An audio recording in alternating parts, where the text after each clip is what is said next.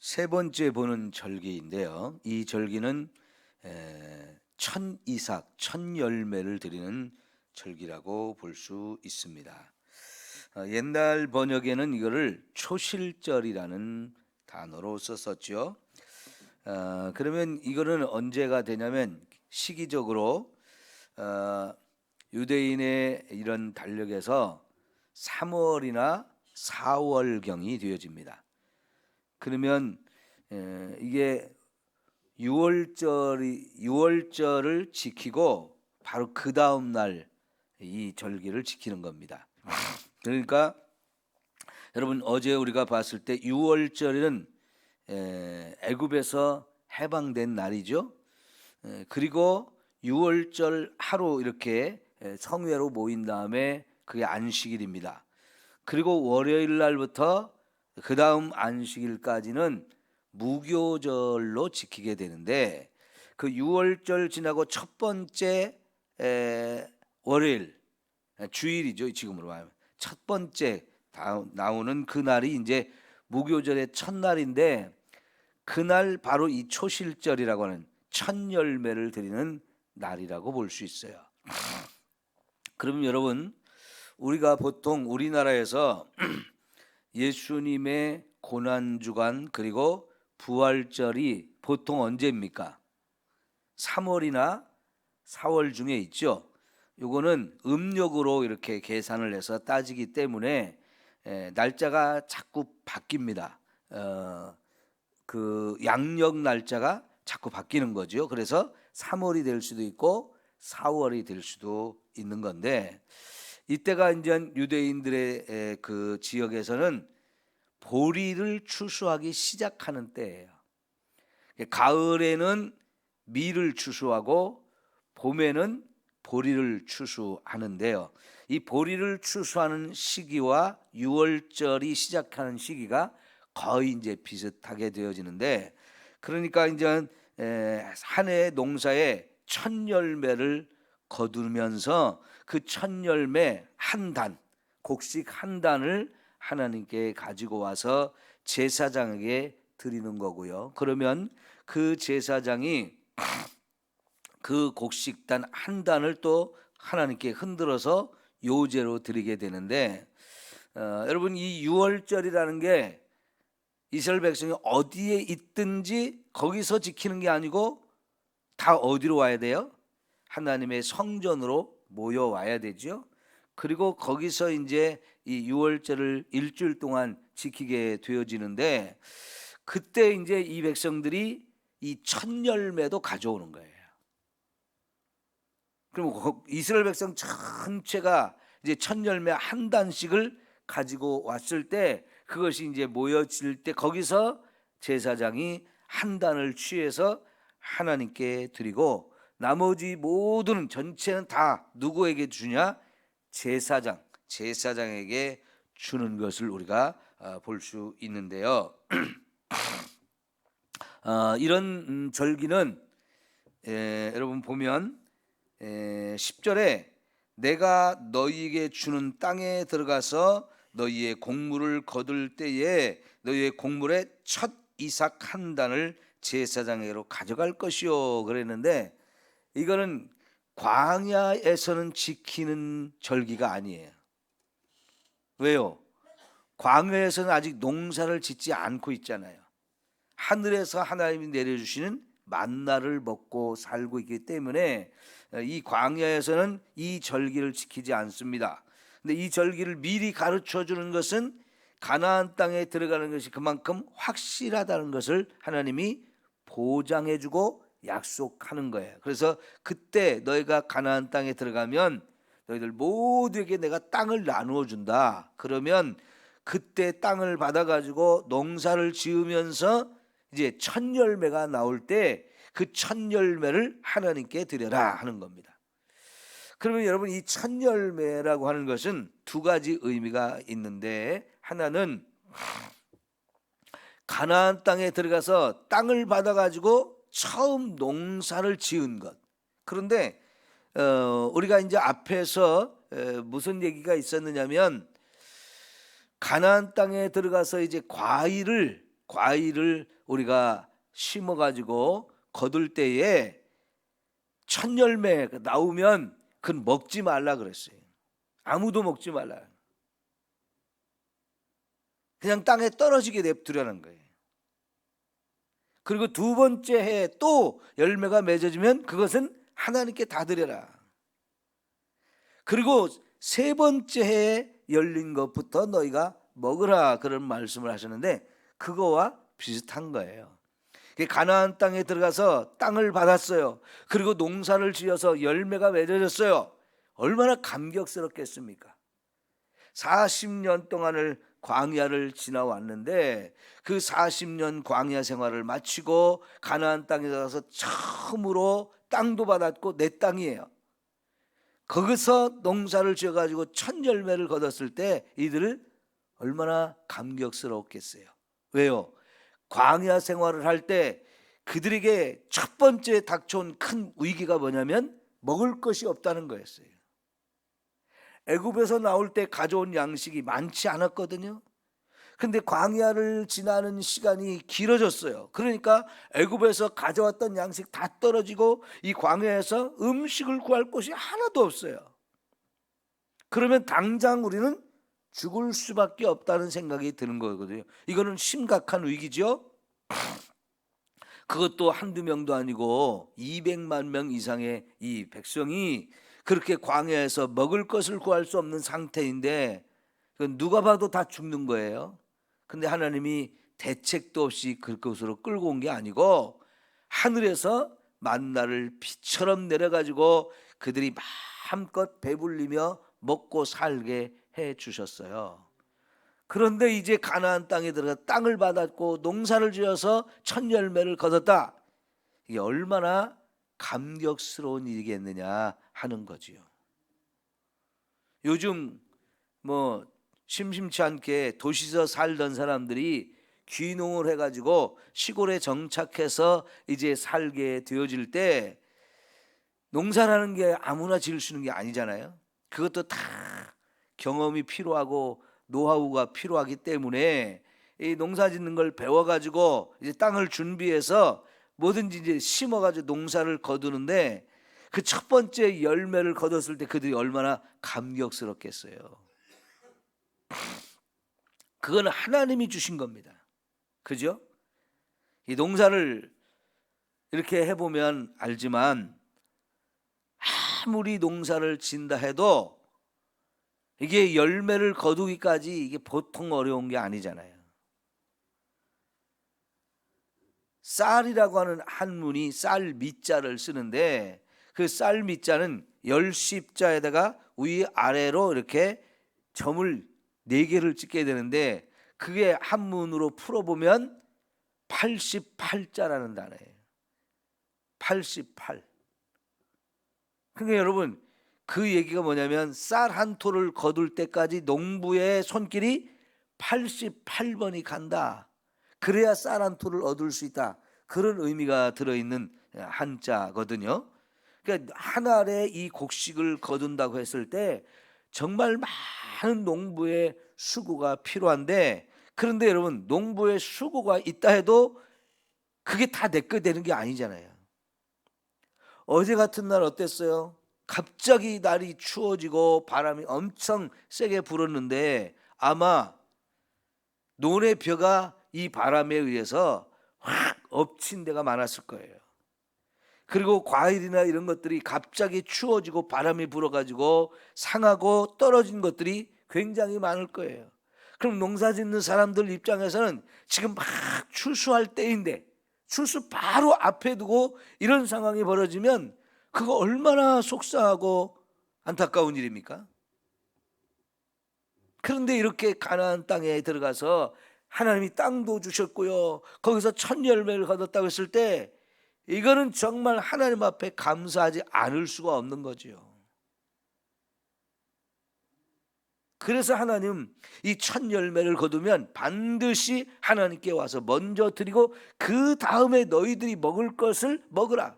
이 첫 열매를 하나님께 드리기 전에는 아무도 아무런 방식으로도 먹어서는 안 된다라고 말씀을 하셔요. 그 얘기는 첫 열매를 하나님께 드리는 게 너무너무 중요하다는 거예요. 그러면 그렇게 드릴 때 마음은 어떤 마음으로 드리는 거겠어요? 진짜 감사죠, 감사. 땅을 주신 것을 대한 감사, 첫 열매를 주신 것에 대한 감사. 그러면 땅이라는 게 뭡니까? 우리의 삶의 터전이잖아요. 그 터전 위에 우리가 살고 있는 거거든요. 내가 사는 이 땅, 이것도 하나님 주셨고, 여기다 또 농사를 지었을 때 그 열매를 거두게 하는 것도 하나님이신데, 그 모든 우리의 삶이 하나님의 은혜로 이렇게 살고 있다는 것에 대해서 감사하면서 그 예물을 하나님께 드리는 거죠. 여러분, 우리가 요즘 가장 많이 부르는 복음성가 중에 하나가 모든 것이 은혜, 은혜, 이런 찬송이죠. 참 우리가 그 찬송을 부르면서 감사가 되고 은혜에 대해서 내 마음이 감동이 되죠. 근데 여러분, 그 은혜라고 하는 것을 입술로 이렇게 정말 하나님의 은혜로 우리가 삽니다라고 우리가 고백하는 것도 꼭 필요한 일이고 하나님이 기뻐 받으시지만, 그게 입술의 은혜로만 끝나면 안 돼요. 하나님 앞에 이런 은혜 받은 것을, 은혜가 되는 것을 자꾸 감사할 수 있는 저와 여러분이 되었으면 좋겠습니다. 가끔 이렇게 제가 여러분이 헌금 드리는 걸 쭉 이렇게 주보를 만들면서 이렇게 살펴보면, 감사 헌금을 매주 드리는 사람이 있는가 하면 1년 내내 지나도 감사 헌금 한 번도 드리지 못하는 사람이 있어요. 하나님이 어떤 걸 좋아하시겠습니까? 늘 감사하는 그 마음, 그것을 하나님은 더 기뻐 받으시는 거지요.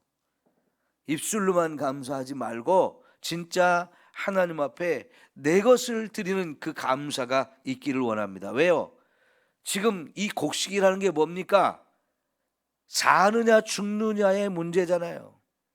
하나님께서, 예수님께서 우리에게 기도를 가르치면서 오늘 또 우리에게 일용할 양식을 주신 것에 대해서 감사하라고 그러잖아요. 우리 매일매일 하루 세 끼를 먹고 사는데, 그거 한 끼, 매 끼를 먹을 때마다 진짜 우리가 하나님께 감사해야 될 일이잖아요. 그런데 그것뿐이겠어요? 저와 여러분의 삶의 모든 것을 하나님이 은혜로 돌봐주시고 사랑하시고 베풀어 주시기 때문에 우리가 살고 있다는 거 마음으로 깨닫고 입술로 감사하고 있거든요. 그러면 진짜 우리의 삶을 하나님께 나도 뭔가를 드리면서 감사한다는 거, 그게 정말 하나님이 기뻐 받으시는 예물이 되는 줄 믿습니다. 자, 그런데 이 감사의 이런 곡식 한 단을 드리면서 순양으로 번제를 드리고 또 소제로 하나님께 드리고 또 전제도 드리고, 이런 것을 제사를 같이 드리라는 거예요. 번제는 우리가 하나님께 헌신을 의미하고요, 소제는 말 그대로 하나님을 경외하며 또 하나님께 선물을 드린다는 뜻이에요. 내 감사함을 가지고 하나님께 주신 은혜에 대해서 정말 나도 하나님께 선물을 드린다는 그런 의미가 되고요, 또 번제는 내 자신 전부를 쏟아붓는 것을 말해요. 그러니까 이 첫 열매의 감격을 가지고 이런 놀라운 양식, 우리가 먹고 살 수 있는 이 양식을 주신 하나님께 진심으로 감사하면서 이런 걸 기회로 해서 이렇게 감사한 마음이 들 때, 하나님, 내 자신을 하나님께 다 드립니다, 헌신하는 마음도 또 새롭게 가지라는 거고요. 내 하나님 앞에 정말 하나님이 이렇게 놀라운 사랑과 은혜와 축복을 주신 것에 대해서 나도 하나님께 선물을 좀 드리라는 것이고, 그 하나님을 높이라는 것이고, 그러면서 내 자신 전부를 쏟아붓는 이런 새로운 각오와 결단이 필요하다는 거지요. 여러분, 옛날에 우리 보릿고개라는 게 있었죠. 보릿고개가 뭡니까? 작년에 지었던 농산물 걷어가지고 1년 먹을 양식으로 쌓아놨는데 그 양식이 모자라서 1년을 버틸 수 없는 상황이 된 거예요. 그래서 곡식 보리를 거두기 전에 보리가 연글지도 않았는데 추수할 때도 안 됐는데 미리 그 생보리를 거두어서 익지도 않은 보리를 베먹는 이런 상황들, 그래서 보릿고개라는 말이 나왔잖아요. 참 진성이라는 가수가 보릿고개라고 하는 노래를 만들어서 히트를 쳤는데 그 가사를 보면 어떻습니까? 아이야 뛰지 마라, 배 꺼질라. 먹은 것이 워낙 시원찮은데요, 어린아이들은 자꾸 뛰어놀잖아요. 근데 엄마 입장에서는 저렇게 뛰면 금방 소화가 돼가서 또 배고파서 또 먹여야 되는데 먹을 것은 없는데 아이가 뛰는 게 걱정이 돼요. 너 좀 뛰지 마라, 소화가 좀 덜 되게. 이게 얼마나 기가 막힌 가사입니까? 근데 우리는 그런 시절을 겪었단 말이죠. 그런데 여러분, 이스라엘 백성들은 하나님이 주신 은혜와 축복이 넘쳐서 보리 추수를 거둘 때까지 작년에 거뒀던 양식을 계속 먹을 수 있었어요. 그러나 작년에 거둔 양식이 새 양식이 나올 때쯤 되면 어때요? 묵은 곡식이 돼가지고 맛이 떨어진단 말이죠. 그러나 그래도 그때 새 양식을 주시기 전까지 먹을 양식이 풍성히 있었어요. 그런데 이제 또 하나님이 새로운 양식을 또 주셨다고요? 너무나 감사한 거잖아요. 여러분, 우리가 이제 햅쌀 사다가 밥을 해 먹으면 어때요? 아주 맛있잖아요. 그동안 먹던 쌀밥하고 또 틀려요. 새롭게 새쌀 먹으면 밥이 얼마나 또 기름지고 좋은지. 이 하나님이 우리에게 이렇게 먹고 입고 마시는 모든 걸 공급해 주시는 것에 대해서 진심으로 감사하며 이런 예물을 하나님께 드리고 그런 삶을 하나님께 살라고 말씀을 하시는 거지요. 근데 아까 말씀드린 대로 이게 무교절이 시작되는 첫날에 바로 초실절, 첫 열매를 드리는데, 무교절이 뭡니까? 누룩을 넣지 않은 빵을 먹는 날이란 말이죠. 일주일 동안, 6월절 이때는 일주일 동안 누룩을 다 제거하고 누룩을 넣지 않은 빵을 먹어요. 그러면 빵을 만들 때 누룩을 넣지 않으면 어때요? 맛이 없어요. 딱딱해가지고. 이스라엘 백성들에게 이 누룩 없는 맛없는 빵을 먹으라는 거예요. 왜요? 고난의 시절을 경험하는 거예요. 너희가 고난받았던 그때를 기억하면서 그 고난 중에서 우리를 구원하신 하나님, 그 하나님의 은혜를 되짚어 보라고. 그래서 여러분, 우리나라 사람들도 6.25 때 정말 전쟁이 일어나서 3년 동안 먹을 것이 없어서 너무너무 힘들 때 피난살이 하면서 주먹밥 먹었던 거, 그런 거 생각하면서 6.25가 되면 주먹밥 먹기 행사를 해요, 사람들이. 왜 그렇습니까? 아마 진짜 6.25를 겪으면서 그 주먹밥을 먹었던 사람들은 그 주먹밥을 먹으면서 그때 생각하면서 얼마나 눈물이 나고 나라가 완전히 없어질 뻔했는데 그래도 다시 나라를 회복하기 위해 지금 이렇게 번영을 누리고 산다는 걸 생각하면 얼마나 감사하겠어요. 하나님께서는 이 누룩을 넣지 않은 빵을 먹게 하시면서 그때의 그 고난을 다시 잊어버리지 말라고 하는 거예요. 왜요? 그 고난을 잊어버리면 어떻게 되겠습니까? 우리는 교만해지거든요. 하나님의 은혜를 다 망각하고 지가 잘나서 사는 줄 알거든요. 하나님은 자꾸 그 어려움의 시절을 잊어버리지 말라는 거예요. 그러면서 이 누룩이 상징하는 게 뭐였습니까? 우리는 거룩하게 살아야 된다는 거. 죄를 멀리하고 죄와 싸워서 항상 내 자신을 살펴서 누르기 하나도 없는 온전히 순전하고 거룩한 삶을 하나님께 살라는 것을 말씀을 하셔요. 그러니까 새 양식을 또 먹으면서 우리는 거룩한 삶을 살자는 거예요. 거룩한 삶을.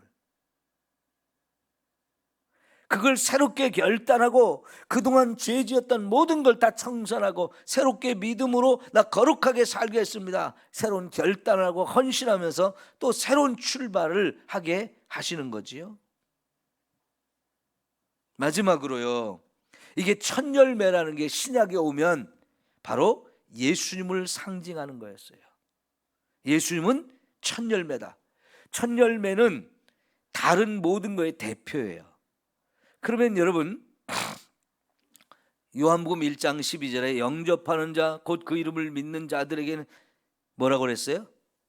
하나님의 자녀가 되는 권세를 주신다 그러는데, 우리가 예수를 믿으면 우리가 다 하나님의 아들, 딸이 돼요.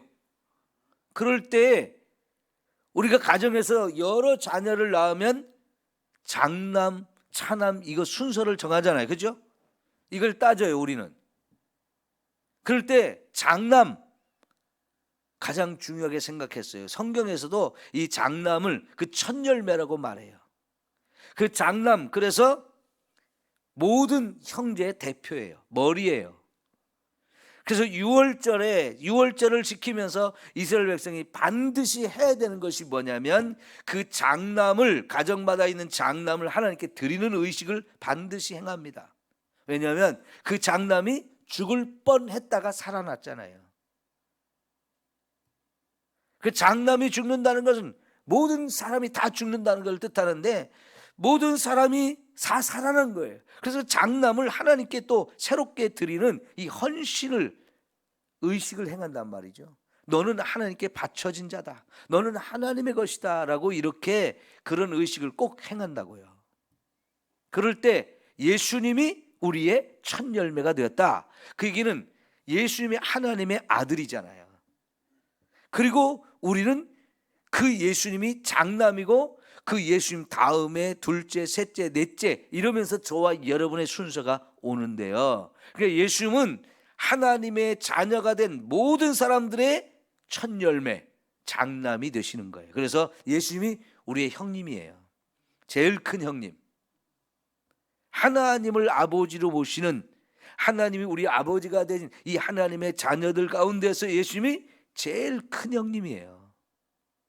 그런데 그 제일 큰 형님인 예수님이 첫 열매가 됐다고 할 때 가장 또 중요한 의미가 뭐냐면 고린도전서 15장에 가면 예수님의 부활에 대한 말씀이 나오잖아요. 그 부활을 말할 때도 예수님이 부활의 첫 열매가 되셨다 그런 얘기 하잖아요. 부활의 첫 열매가 되신 예수님. 그 예수님이 죽은 자 가운데서 제일 먼저 부활하셨고 그 예수님을 믿는 사람들 또한 예수님이 부활하듯이 예수님의 뒤를 따라서 우리도 부활하는 이런 은혜를 주신다 그랬어요. 여러분, 이 첫 열매를 그래서 하나님께 드린다는 게 너무너무 귀중한 것인데, 자, 오늘 저와 여러분 이 첫 열매를 하나님께 드리는 것을 저와 여러분의 삶 속에 어떻게 적용할까요? 우리는 유대인이 아니기 때문에 유대인같이 할 수는 없습니다마는 저와 여러분이 이 첫 열매를 하나님께 드리라고 하는 구약의 이 절기를 내 삶 속에 나도 적용을 한다면, 저는 그래서 어느 교회에 가서 사역을 하든지 그 교회 가서 처음 사례비를 받으면 전부를 하나님께 드렸어요. 제가 우리 교회 와서도 첫 주에 사례비를 주셔서 그 전부를 하나님께 드렸더니 이은홍 장로님이 보시고 깜짝 놀라시더라고요. 이렇게 하시면 생활을 어떻게 하시려고요? 그래도 괜찮습니다. 하나님이 다 책임져 주십니다.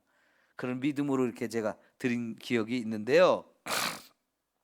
우리 자녀들한테도 직장에 처음 들어가서 첫 열매 받으면 하나님께 드리도록 가르쳤더니 아이들이 순순히 따라서 했어요. 하나님이 우리를 책임져 주신 것에 대한 감사지요. 여러분, 마태복음 6장에서 너희는 무엇을 먹을까, 무엇을 입을까, 무엇을 마실까 염려하지 말라고 그랬어요. 왜요? 우리의 아버지는 하나님이신데 그 우리 아버지 되시는 하나님이 우리 먹을 것, 입을 것, 마실 것이 필요한 줄 다 아시고 우리를 채워주시고 공급하신다는 거예요. 근데 그거를 믿지 못하는 사람은 양식이 떨어질 걸 자꾸 걱정하고 돈이 떨어질 걸 자꾸 걱정한단 말이죠. 다음 달에 또 무슨 일이 있는데 그거 돈 써야 되는데 돈이 부족하네 자꾸 염려한단 말이죠. 그런데 하나님은 그런 염려를 하지 말라는 거예요. 하나님이 다 채워주시니까. 그러면 그런 염려를 하지 않는 우리의 삶은 어떻게 살아야 된다고 그랬어요? 너희는 먼저 그의 나라와 그의 의를 구하라. 그리하면 이 모든 것을 너에게 더하시리라. 여러분, 정말 이것을 여러분 삶 속에서 경험할 수 있기를 축원합니다. 뭘 먹을까, 뭘 마실까, 무엇을 입을까 날마다 염려하며 두려워하며 걱정하는 이런 인생이 아니라 그거는 하나님이 알아서 다 책임져 주신다는 이 믿음을 갖고 우리가 살면서 하나님이 또 채워주셨네, 또 채워주셨네, 이걸 여러분 정말 매일매일 실감하면서 살아야 돼요. 그러라고 이 절기를 만들어 주시고 이 절기를 지키라는 거예요. 이 절기를 지킬 때 그거는 전적으로 하나님이 다 책임져 주신다, 이런 믿음으로 지키는 거지요. 이 은혜가 여러분 모두에게 있기를 축원합니다. 기도합시다.